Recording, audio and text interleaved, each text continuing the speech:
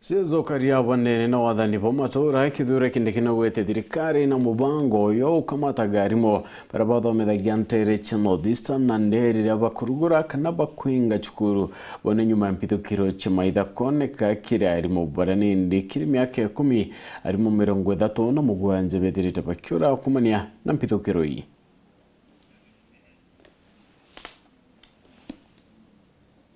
Nacio cukuru cirigiri kuingo kuma kiumia kitwitite thirikari gukurukira ministry ya Ukaria bondene nugite na mibango ya kwani Arimu baria baritana rotera North Eastern na NDEGE kenda kurigiria makaliga kurero barabarene igikundi kirege na watho kia Al-Shabab ali mbere kamite kithomo bunge nene ministry wa Ukaria bondene Professor KINDIKI nerire kiama igikundi kia Al-Shabab bethirito na mutugo kwenda kone thirikari mikia na njira kura Arimu barate bagontoko kagite ne karia be barabarene atere mubango jujo kamata Arimu na NDEGE judito juikalika kire kaunti Lamu arentu kwe kuinganya korugura bethro be kamatwa na NDEGE jeshi.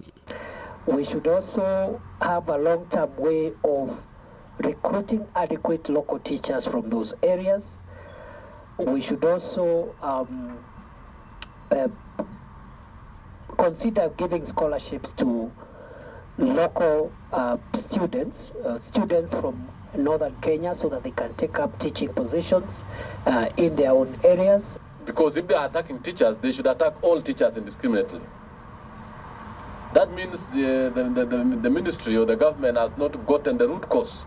If they manage to expel all teachers from North Eastern, they go to doctors, they go to other cadres of the civil service. By so doing, do we mean that we are about to lose North Eastern to Somalia? Because we have decided we will get the security situation in northern Kenya tackled permanently.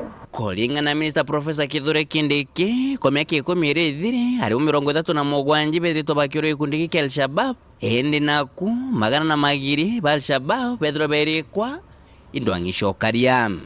Those that we arrest, we take them to court. But many of them, there is no chance to arrest them. The opportunity to arrest them is not there. Because it's either they clear our officers or, yes, so that's what happens. So ngwataniro katika ndwangisho Ukaria na kariba gonto goko nithirito interemwe thirikari kuthira MAITHA baba ehinde itha naku kuna kariba mwe bethero be mathirwa na kwende mioyo bangi. Is there goodwill from our politicians and our leaders who are majority in the security team in this country are from that region? Our intelligence is showing that in some of the attacks, when we do investigations, we find that the attackers could have accessed the village or the target 2-3 days before, and there were people, citizens of Kenya, who were supplying them with food. Kwa karaja naku nderejesha North Eastern ishidhirito shikiomberi mwitha baba Al-Shabab arentu bedhirito batete mioyo yao barabara amo miako nedhiri kithukangwa.